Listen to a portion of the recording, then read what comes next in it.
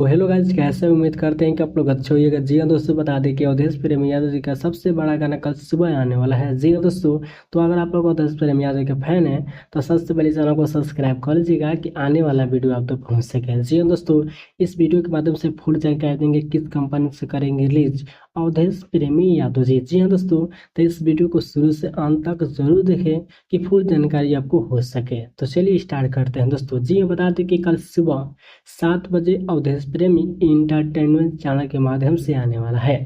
जी हाँ दोस्तों, बता दें कि साथ में नेहा राज है।